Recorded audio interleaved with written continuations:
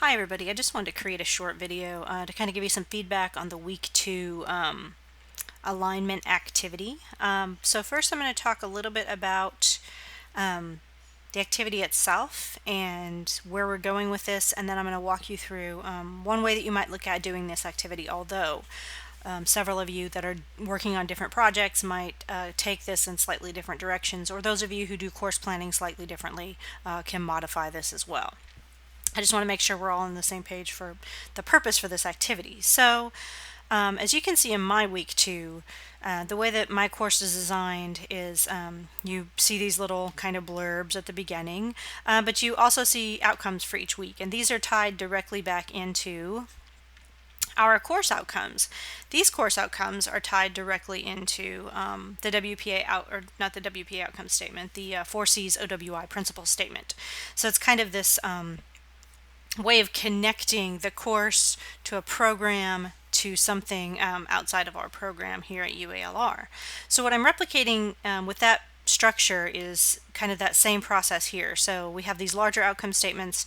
How can we create smaller outcome statements that connect to those, and then from there create assignments and assessments that demonstrate that we've met those outcomes. And so I know that most of you, that's probably a pretty simple statement. In practice, it can be a little bit tricky, and so I just wanted to talk about a couple of different ways that you could revise this, expand on this, build it out to be the final project for the class, because the final assignment for the entire course is going to be this very document built out through week 16, week 10, however long your particular semester or course is going to be. So these first 3 weeks were just an opportunity for me to kind of see and give feedback on how you're planning to do that for the remainder of the course. So some of you went directly up here and aligned these objectives or indicated these objectives in this first column. So let's say for your first assignment you were going to do an introductory discussion board, which is best practices, an icebreaker to build community.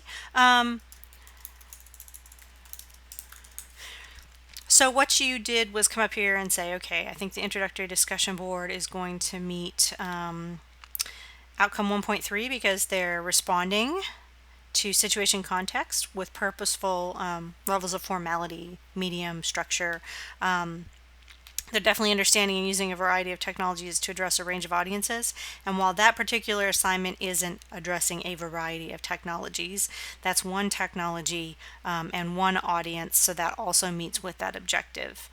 So some of you went down here and went, okay, that's 1.2 and 1.3. Those are the objectives that's hitting.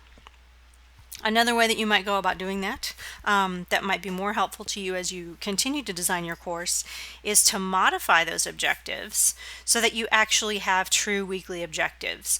So let's say your week 1 objectives map back to 1.2 and 1.3, but the actual objective for this particular assignment, this introductory discussion board, is to understand how to use the technologies in the course to appropriately address a particular audience. So that still goes back to 1.2 and 1.3, but this is a measurable objective. And again, you could just put 1.2 and 1.3 in there, come back later and be thinking about that.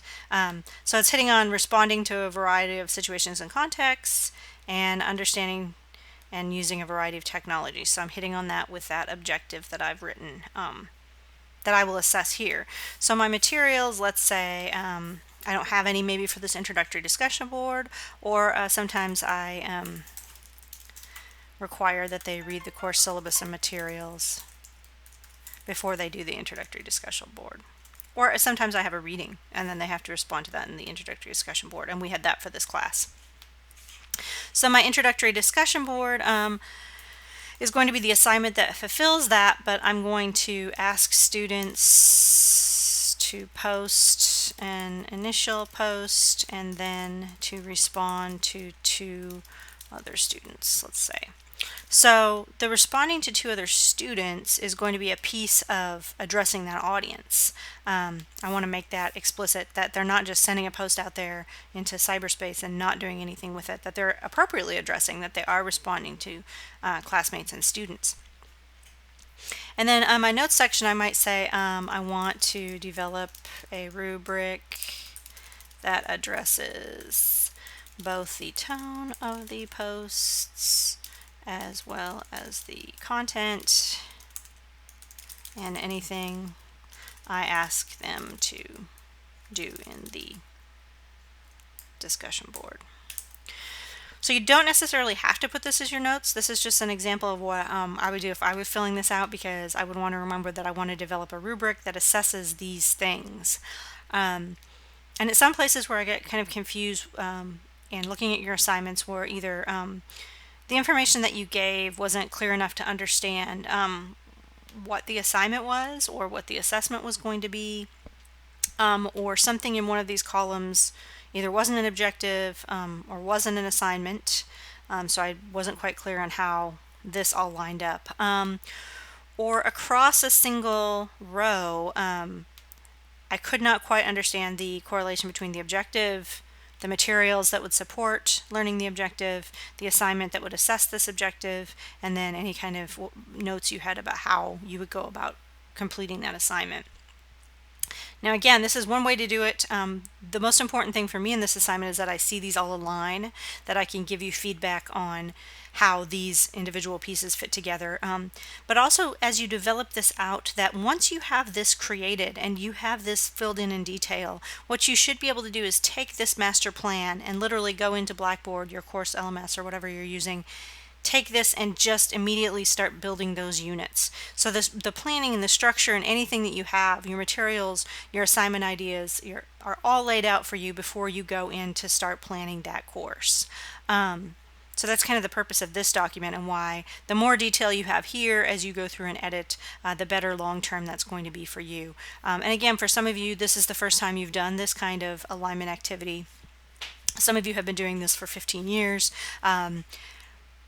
The final thing I'll say is that the more detail that you have on this, the more I can help you with things like pacing, how to work through a week's assignment so that you're not overwhelmed, so that the students aren't overwhelmed, and so that you can start plugging in, like we're doing in week 3, technologies. So maybe introductory discussion board here, maybe you change that. Maybe you want students to do an introductory blog post. You decide that a blog, you want them to keep a blog all term.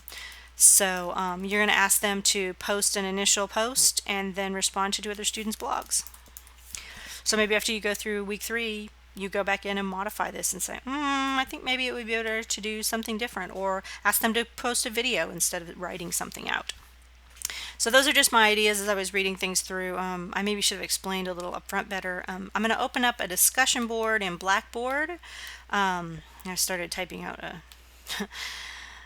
announcement there and then decided to do a video. I'm going to open up a discussion board, maybe just add to the week 2 discussion to talk about the process of creating and aligning those elements. Why don't we do that? In the week 2 discussion, if you want to start discussing any problems you had, any confusion you had, let's start thinking about revising and continuing to develop that in this area together. I hope this little video is helpful. I hope it will just kind of explain to you a little bit more about my thinking and where you could go with this. Let me know if you have any questions. Have a great day.